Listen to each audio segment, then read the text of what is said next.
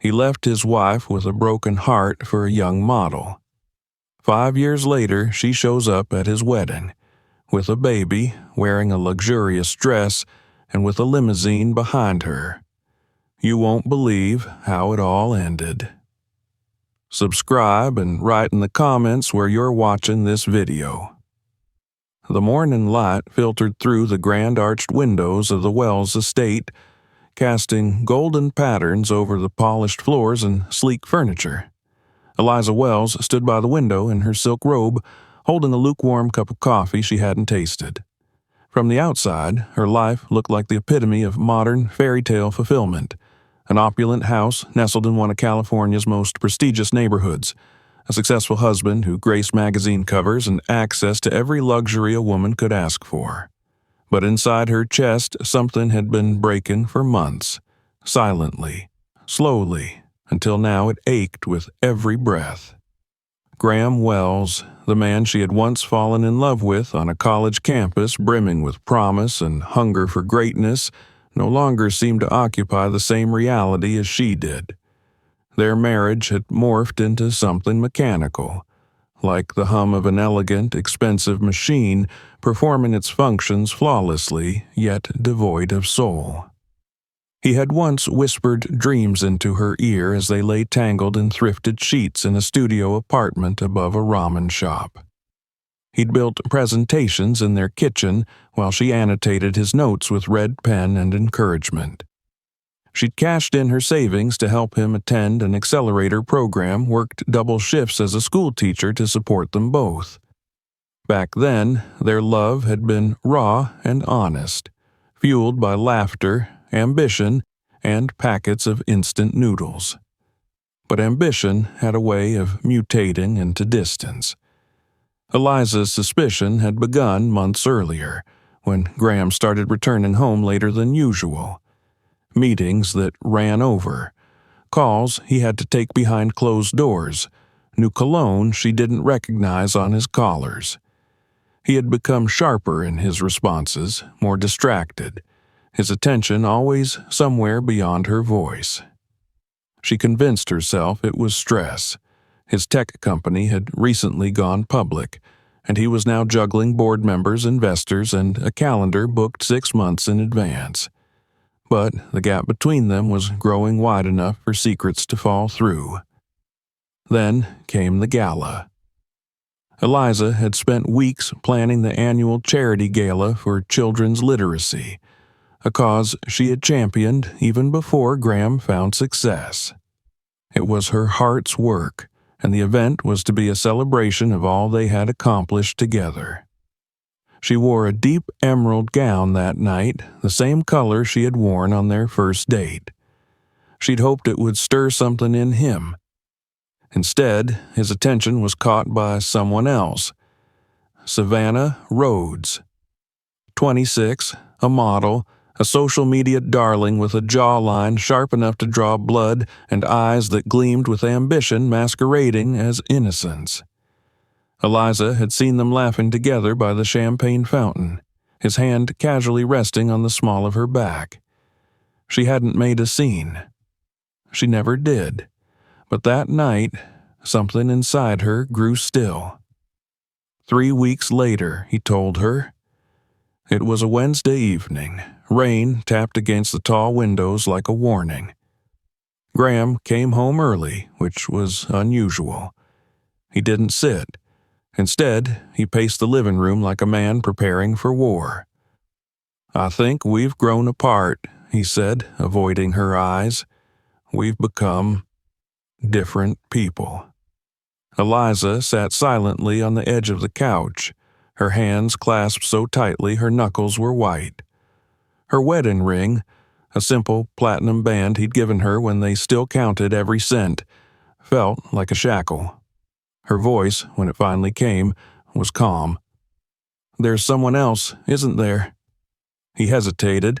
That hesitation was louder than any confession.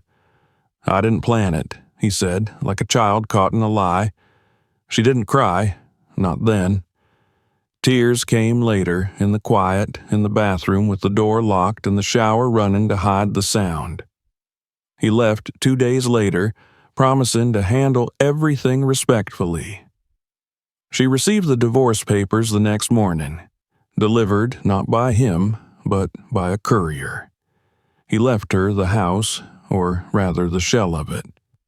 The mortgage was barely half paid. He agreed to a financial settlement, generous enough to look fair on paper, but hollow in light of all she had sacrificed. The press had a field day with the news. Graham Wells, eligible again. Silicon Valley's prince and the model muse. Eliza's name was barely mentioned. When it was, she was referred to as former teacher, or ex-wife, as if her identity had expired with the marriage. Then, 2 weeks after the finalization of the divorce, Eliza collapsed in her hallway. She'd been dizzy for days, attributing it to stress and lack of sleep. But that day, as she picked up a delivery at the front door, her vision blurred and she crumpled onto the marble floor. A neighbor heard the thud and called an ambulance. At the hospital, amidst beeping monitors and IV drips, a kind-faced doctor named Ruiz entered with an ultrasound printout in her hand and a look of disbelief. "You're pregnant, Miss Harper." Eliza blinked. "That's impossible. We weren't even—" "It was only once, before he—" Dr. Ruiz smiled softly. "Well, it was enough, but that's not all. There's more than one heartbeat." Eliza froze. "Twins?" Dr. Ruiz adjusted the screen. 5, quintuplets. The word hung in the air like a bell toll. Eliza stared at the black and white grain of the ultrasound screen, her breath catching in her throat. 5. She felt cold all over. Her fingers trembled. How could this be real? They kept her overnight for monitoring. She lay in the hospital bed, the lights dimmed, the soft hum of machinery her only company. Her hands rested gently on her still flat abdomen, and for the first time since the divorce, she let herself weep. She didn't tell Graham. Not that night. Not the next day. Not even after the first round of press appearances with Savannah. She knew what would happen. The children would become a story, a scandal, a bargaining chip in some war of headlines and public sympathy. She wouldn't let that happen. Back home, she sat in the nursery they once dreamed of renovating. It had remained empty through the years, filled only with folded hopes and dust. Now she opened the windows, let the sunlight in, made lists, looked up high-risk pregnancy specialists, began reading about quintuplet development and preterm birth strategies. No one came to visit. No one offered help. She didn't ask.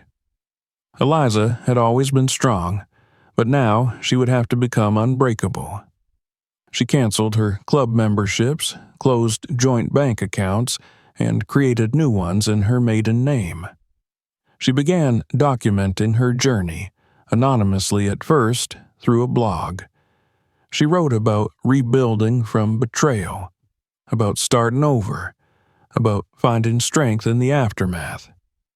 It wasn't long before women across the country began writing back. Some had been left, others were widowed, some were simply lost. They called her words a lifeline. She called them sisters. The morning sickness was brutal, the fatigue bone deep, but she persisted. With each flutter of life inside her, she reminded herself, "I'm not alone. I have 5 reasons to keep going." On the day she heard the first heartbeat herself, a rapid, steady rhythm like a tiny drum, Eliza made a promise. She wouldn't just survive, she would rise. And one day, when the world saw her children, they would not be a footnote to a man's legacy. They would be hers.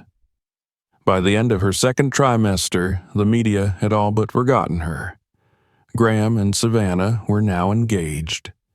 The tabloids fawned over their vacations in Monaco, their matching outfits, their lavish parties. Eliza watched it all in silence, rubbing the curve of her belly as 5 new lives stirred within her.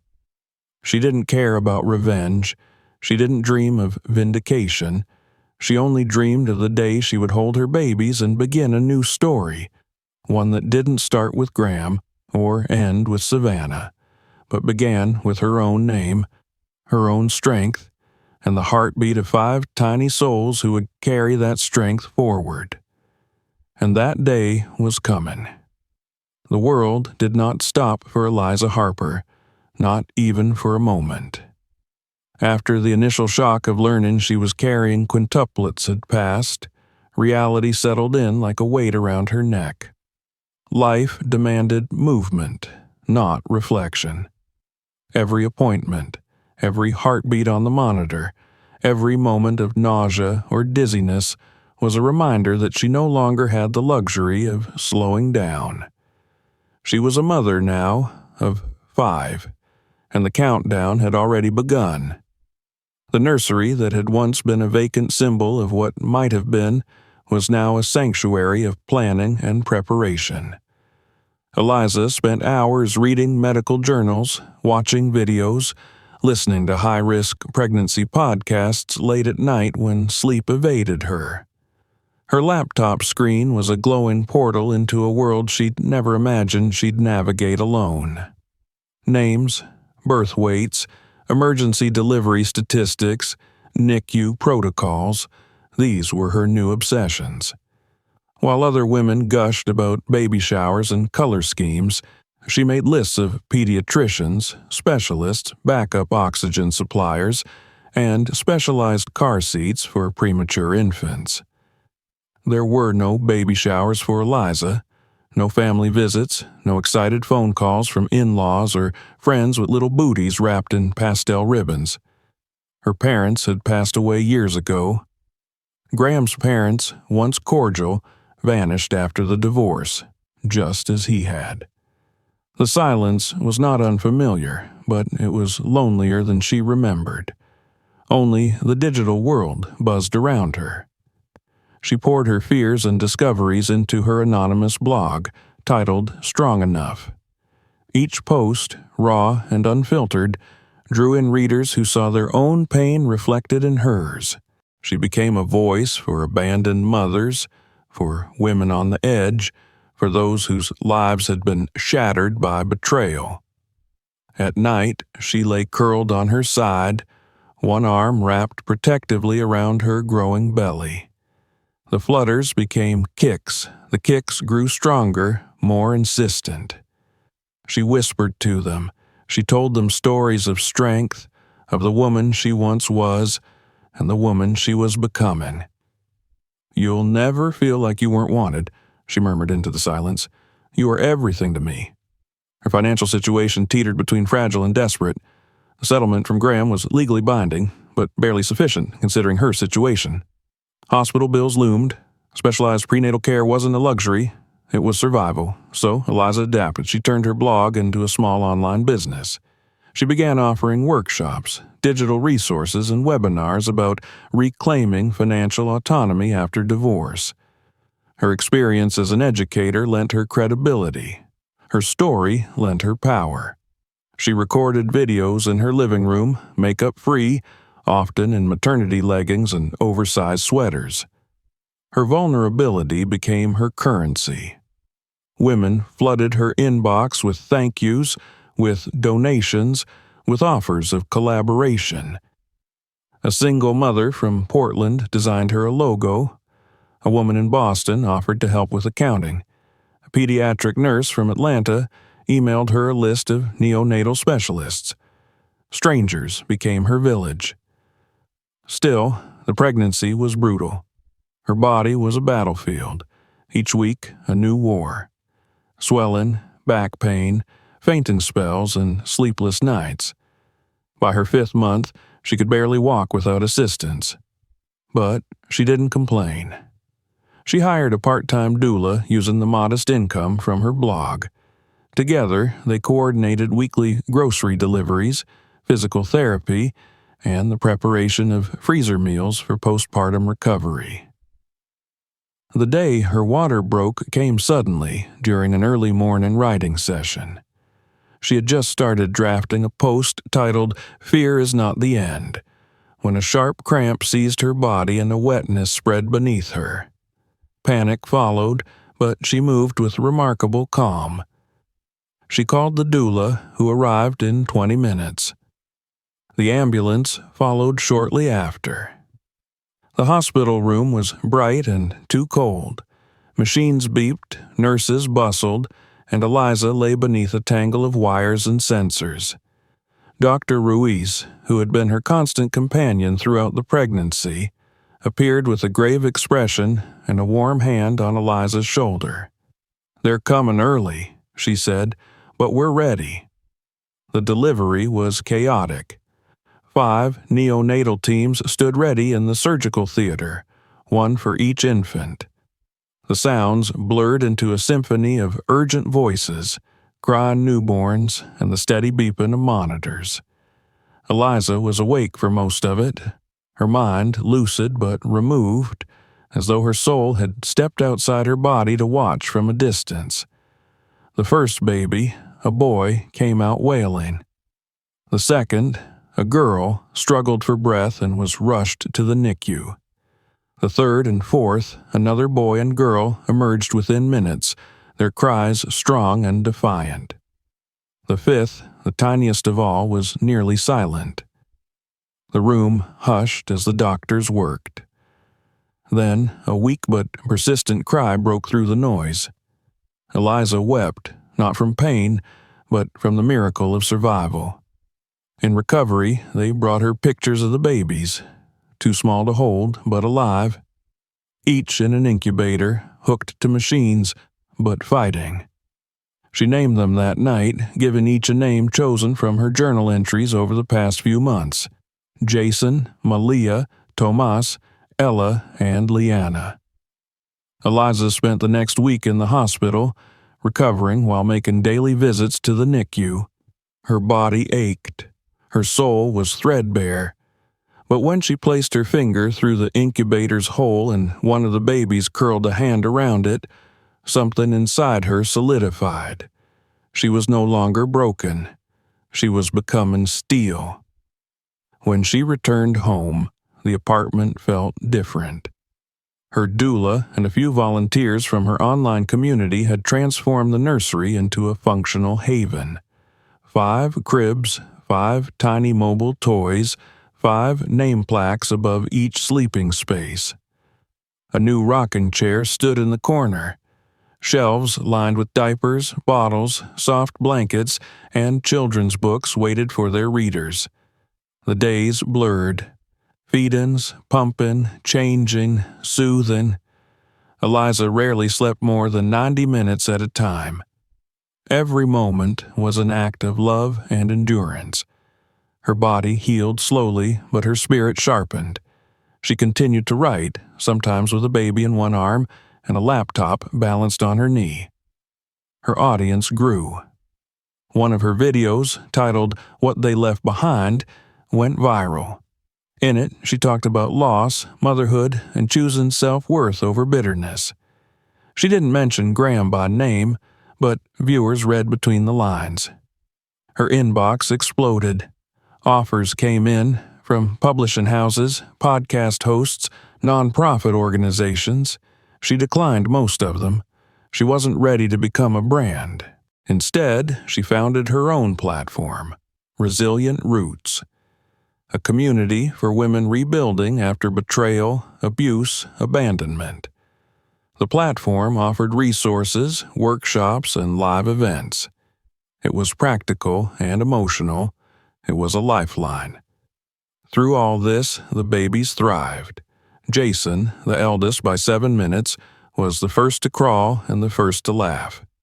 He had Graham's eyes and Eliza's quiet intensity. Malia was small but fierce, with a cry that could rattle the windows and a smile that melted every heart. Tomas was tender, clinging to his mother like a shadow.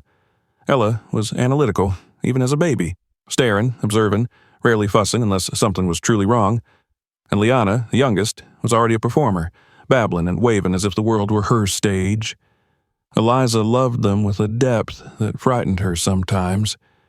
She would watch them sleep and feel an ache in her chest so fierce it bordered on pain.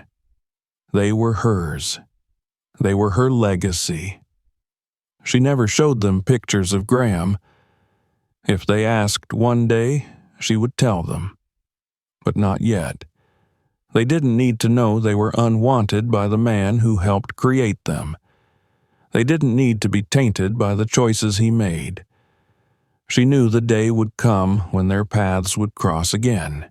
He would see them, 5 perfect mirrors of his own features, and he would realize what he had lost.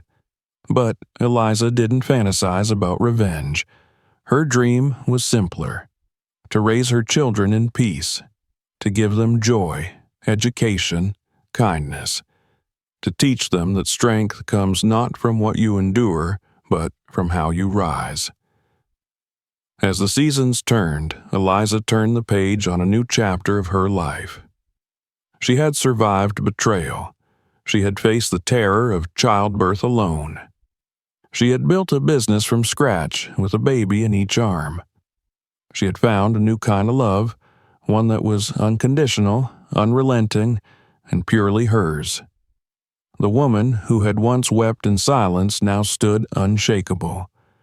Not because she had never fallen, but because she had stood back up 5 times over. And the world was beginning to notice. 5 years passed like chapters in a novel Eliza had never meant to write. Each day was a paragraph. Each night a silent sentence penned in fatigue and quiet triumph.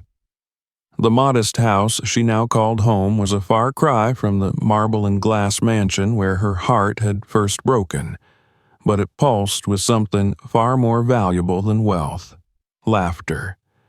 Tiny, high-pitched giggles spilled through its windows every morning, as if joy had made a permanent home among its walls. The living room was a battlefield of colorful toys, foam alphabet mats, and tiny sneakers.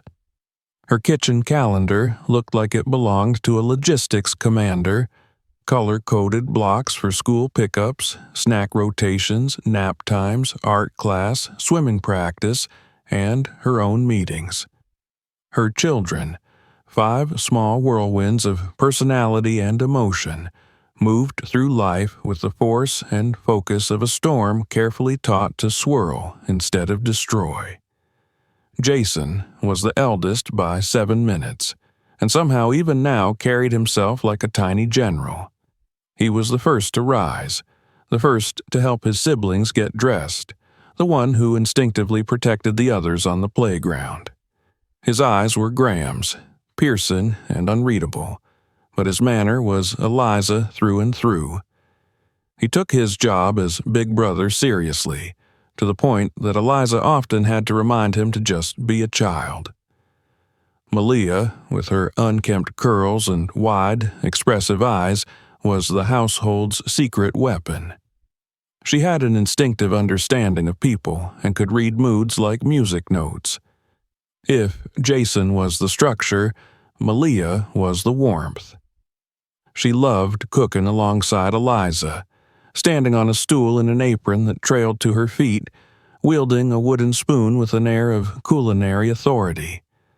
Tomas was quieter, content to observe rather than participate, but when he did speak, it was with startling insight.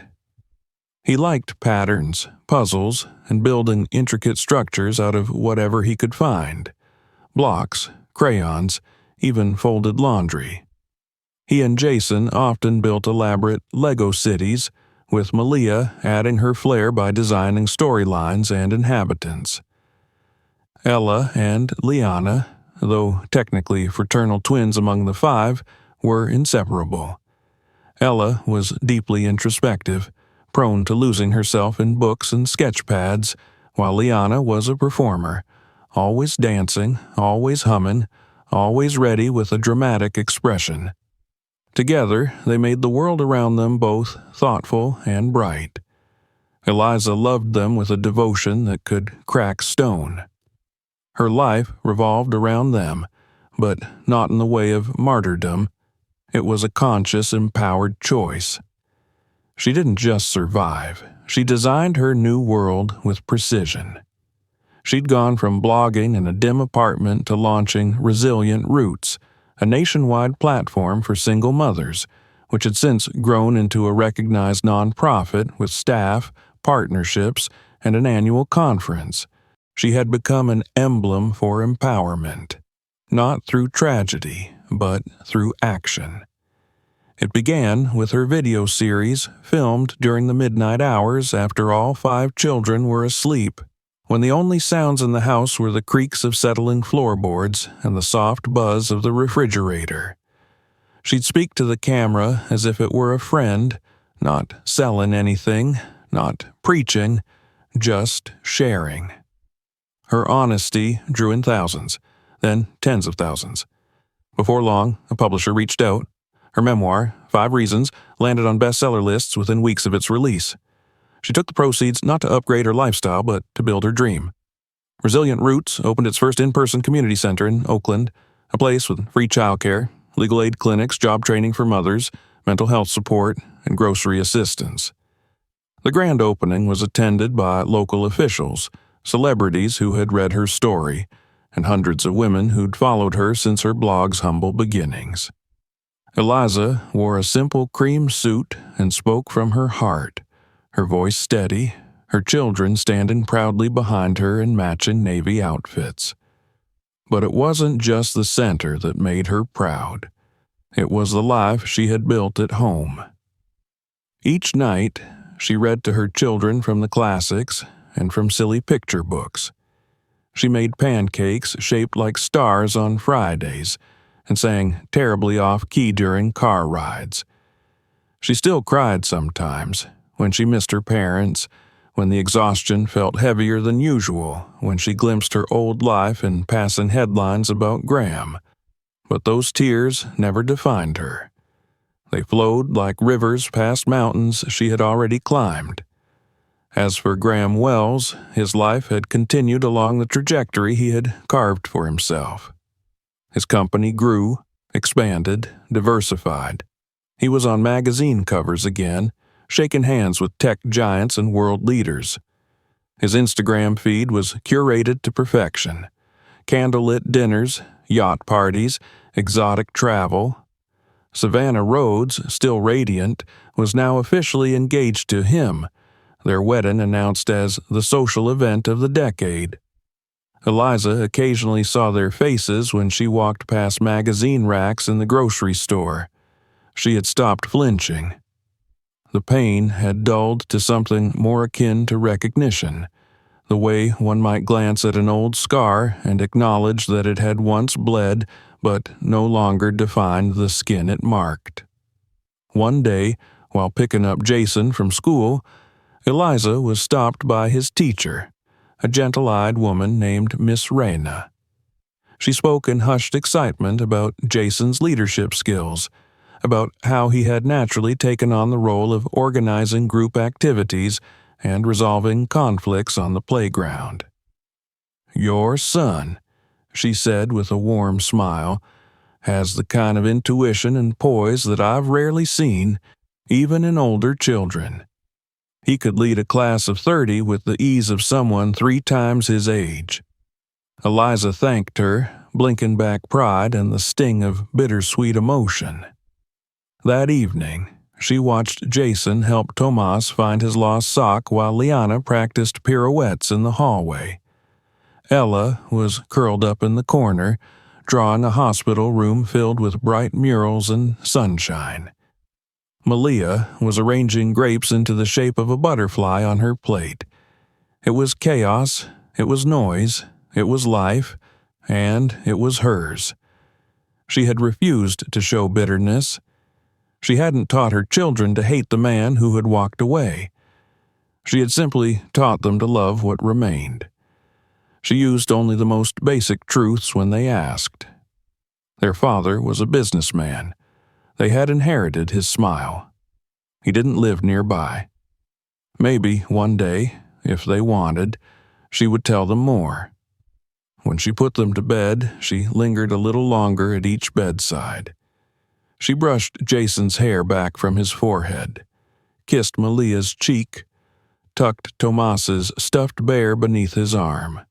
straightened Ella's glasses on her nightstand, and whispered, "I love you," into the soft curls on Liana's head. Later that night, she sat at her desk reviewing clinic proposals. Resilient Roots was expanding again, this time with pediatric clinics designed for single-parent families.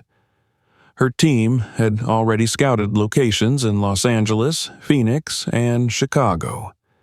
Medical journals were taking note. She'd been invited to speak at a national healthcare conference as a guest expert on family-centered care. The success had brought attention. Several media outlets had requested interviews. Most she had declined, but one had reached out repeatedly, an editorial about legacy, resilience, and women transforming trauma into power. She was considering it, but she was also cautious. Her children were growing. They had opinions, personalities, questions. Jason had recently asked why none of their family pictures included a father. Charlie had asked if he had the same last name as the man on the tech company billboard downtown. Liana had asked if her dimples were special. Eliza knew she could not shield them forever. And then it happened. The invitation came in a thick envelope embossed with gold. It was for a charity gala supporting children's health care, one of the largest in the country. She had been named a keynote speaker for her pioneering work in pediatric advocacy. It was an honor, and an unavoidable public moment. Her heart beat a little faster as she scanned the list of guests. And there it was, printed near the top among the elite donors and celebrity patrons, Graham Wells and Savannah Rhodes. She stared at the names for a long moment. Her children were scheduled to participate in a performance that night with their school's choir. She'd arranged it weeks ago, never realizing the event would intersect with her past so directly. For the first time in 5 years, their paths were set to cross again. Eliza folded the invitation and placed it in her drawer. The air in the house remained the same, full of color, movement, and laughter. But something had shifted. The past, long buried, was stirring. The woman who had risen from the ashes was about to meet the man who had lit the match. And her children, her 5 shining stars, were about to unknowingly step into the moment that would forever change the narrative of who they were and who they came from. The sky over San Francisco shimmered with twilight as Eliza stood before the full-length mirror, adjusting the sleeve of her navy blue gown. The fabric flowed down her figure with quiet elegance, chosen not for glamour but for dignity. She hadn't worn evening wear in years, not since her last event beside Graham, when her smile had already been cracking beneath the weight of pretense. Tonight, she wasn't here as a wife, or an ex-wife, or a woman trying to belong. She was here as herself, Dr. Eliza Harper, founder of Resilient Roots, pediatric advocate, mother of 5. Down the hallway, her children's voices bubbled with excitement. Mrs. Parker, the woman who had become both nanny and family over the past 5 years, herded them into their pajamas for movie night. Popcorn was being divided, juice boxes claimed, pillows fluffed. From her bedroom doorway, Eliza watched them briefly. They had no idea what this night might mean, and that was exactly how she wanted it. When she arrived at the Grand Monarch Hotel, the ballroom already buzzed with soft music, warm lights, and elegant murmurs of conversation. The chandeliers glowed like constellations.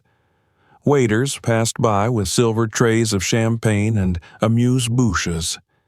The guests, donors, doctors, celebrities, mingled with the practiced ease of the upper echelons. Eliza moved among them with poise, exchanging handshakes and modest smiles, answering questions about her clinic expansion, her nonprofit's latest milestones, and her upcoming conference panel. Her presence turned heads, not for scandal, but for substance. People knew her story, at least the version she had shared. They respected her not for what she had endured, but for what she had built afterward. She had become a name whispered with admiration in professional circles and spoken with reverence in rooms full of women searching for strength. She was engaged in a conversation with the hospital board chair about pediatric outreach when a sound, so familiar it struck her like thunder, echoed across the ballroom. Laughter. His laughter. Eliza didn't need to turn. The air itself shifted. The space grew charged, tighter, as though the walls remembered. She inhaled deeply and finally turned her head. There he was. Graham. He stood among a cluster of investors and tech executives, holding a crystal glass of champagne, his silver-threaded hair perfectly styled, his tailored tuxedo immaculate. He was laughing, easy and relaxed, as if the last 5 years had not hollowed out entire worlds and other people. She noted absently that Savannah wasn't with him. Perhaps delayed, or perhaps no longer in the picture. Eliza didn't speculate. Their eyes did not meet. Not yet. She returned her attention to her conversation, her voice steady, her smile undisturbed.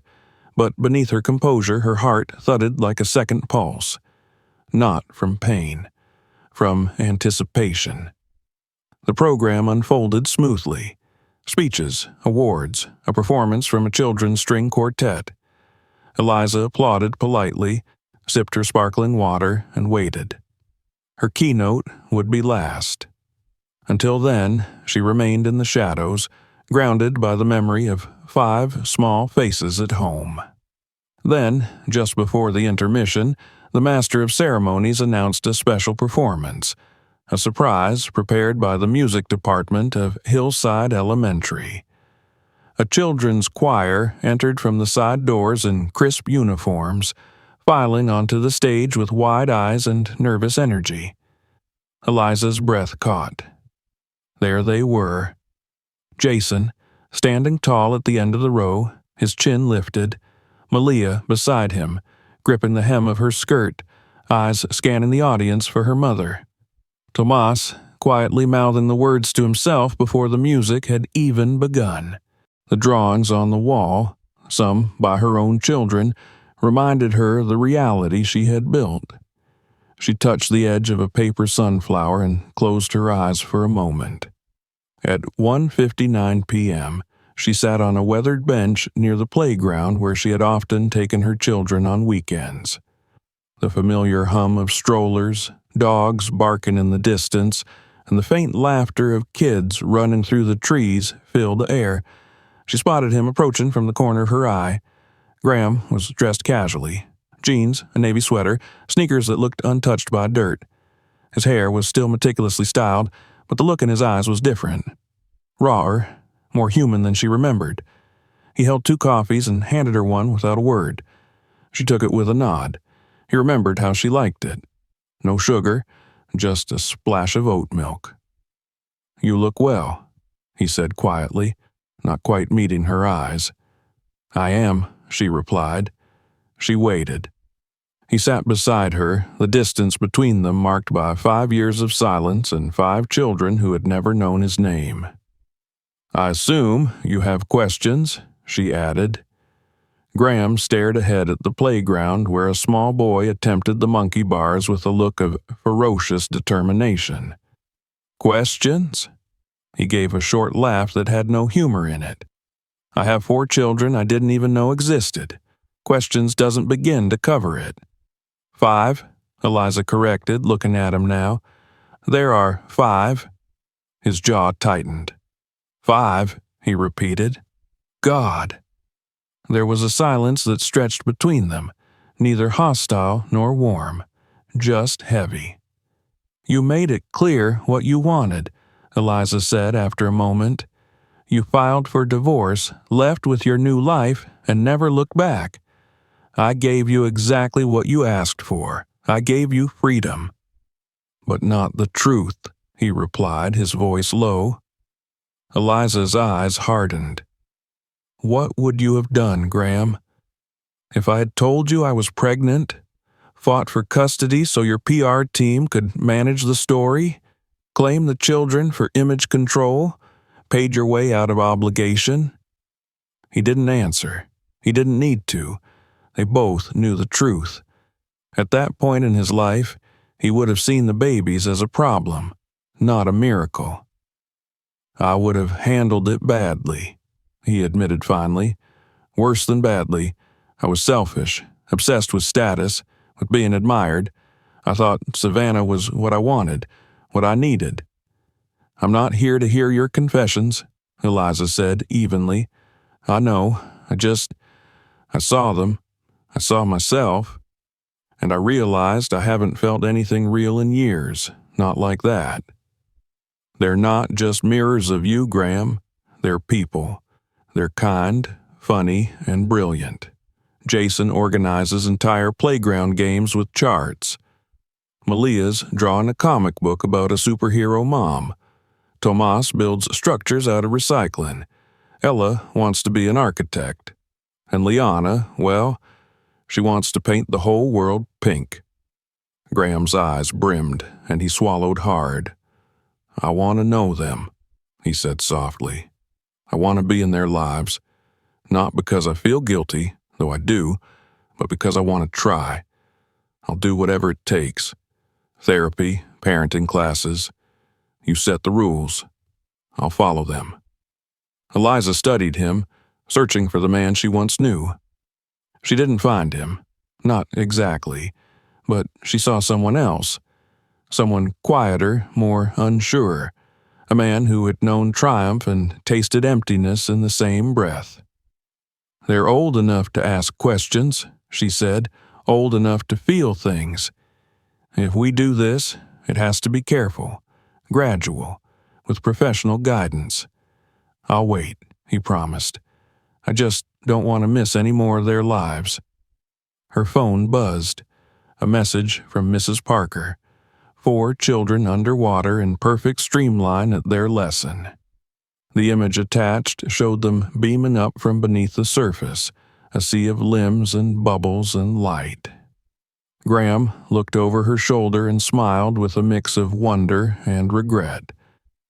They're natural athletes, she said.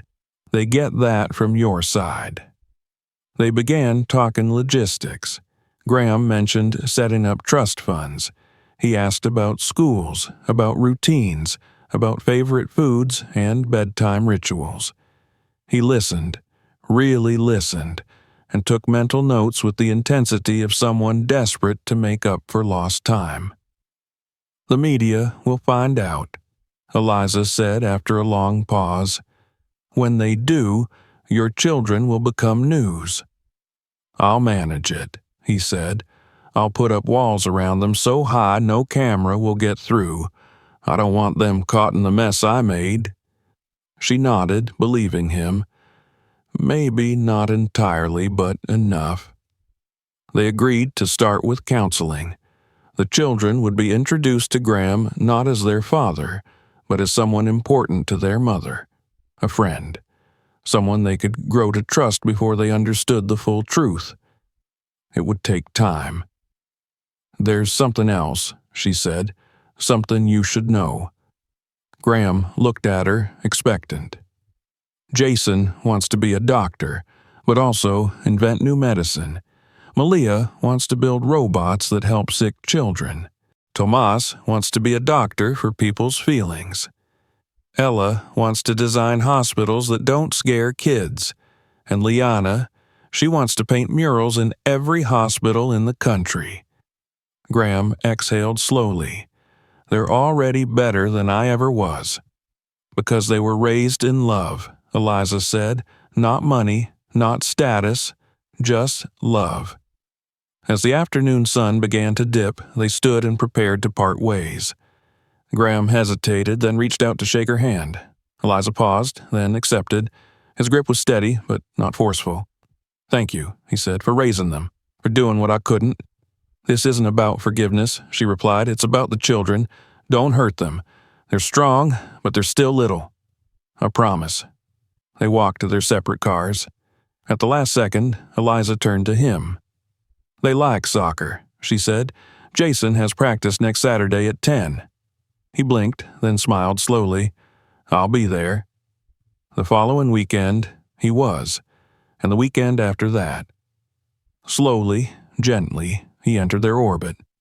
As a helper, as a supporter, not as a father, not yet. The children, curious, began to ask more questions. One by one, Eliza told them the truth. Jason took it quietly. Malia cried. Tomas asked if Graham liked space robots. Ella didn't say anything for 2 days. Liana made him a card that said, "Hi, new friend, I like pink." And so began a new chapter. Not a reunion, not a redemption arc, but a shared space of possibility. Later that year, at a school concert, Graham sat in the audience beside Eliza. The children stood on stage singing a new song. When it ended, they looked to the crowd. Liana waved. Jason nodded solemnly. Malia blew a kiss. Tomas pointed to the ceiling. Ella smiled. They were together. Not in the way Eliza once dreamed, not as a picture-perfect family, but as something harder won, something more honest, love, resilience, and a choice to build, even from brokenness, to grow, even from ashes, to rise again and again because of them, because 5 hearts beat stronger than 1. If you enjoyed this story, don't forget to subscribe for more. Check out the next video and explore other stories on the channel. And if it moved you, share it with someone who needs to hear it.